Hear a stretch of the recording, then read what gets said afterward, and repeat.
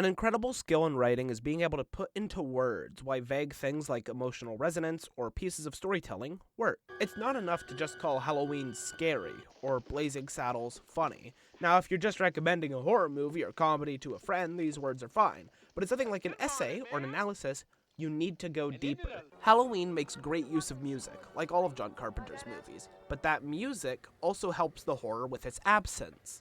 Obviously, you shouldn't have to explain a joke to make it funny, but you should be able to break down what it's playing off of. Blazing Saddles is absurd and ridiculous, and its focus on racism is funny because of how well it portrays racism as ridiculous and absurd.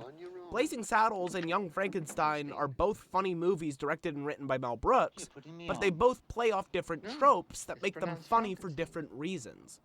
Which is why I hate this word. Aura is the lazy man's word for design. Why break down what makes something work when you could just say it has aura? Absolute Batman is a great character design. He's big and buff and badass, but he's big and buff and badass because it makes sense for him. This is a man who works out like hell, is insanely brutal, and doesn't have the wealth of his Earth 1 counterpart. It makes sense for him to look like this. He's scary, he's imposing, he's twice the size of most people, and he looks like he could break someone's arm just by thinking about it too hard. And all of those descriptors are lost and put into a mediocre pot by just saying he has aura. I'm not even asking that everyone write a damn essay when they like how something looks. I'm just asking that you use words that describe why you like something. Absolute Flash's outfit looks less like a supersuit and more like sportswear, with runners, a white stripe on the side, and a snazzy jacket. Not only does it make sense for the Flash to have a suit resembling sportswear, but it also makes sense for a 15-year-old, which Wally West is.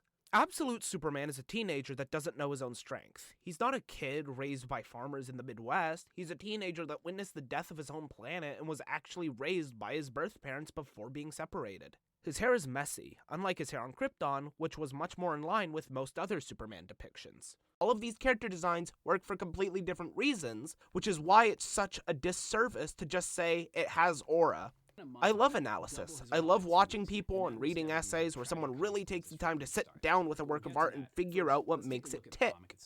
So when words are used to lessen the amount of time spent analyzing and focus more on just saying, I like the vibes, I really don't like that. It matters to me because it takes away from the work and the thought that goes into the art I love. I started using the Absolute comics as an example because they have great character designs that, on top of looking cool, say something about the character. Look at Ra's al Ghul here, probably what you were imagining, League of Assassins and all that, but now look at his appearance in Absolute Evil. Sunglasses, business suit, and a mullet. Why? Because he's a CEO. He's not the immortal leader of a League of Assassins, he's the immortal leader of a global corporation. All of that analysis would have been lost if I just said he has aura, which is somehow a word less descriptive than badass. At least with badass, you're imagining someone buff, huge upper body, chiseled features, sharp edges. Aura could mean literally anything. Once again, aura is a fine word in the same way I thought it was funny is a fine descriptor for a comedy. But when analyzing something, when you want to actually understand why something works, a word like aura is one of the worst things you can do to yourself. You may understand why it's cool, but when your only reason is it has aura, that's not analysis. That's not something you write in a script. It's something you say offhanded when you can't think of anything else.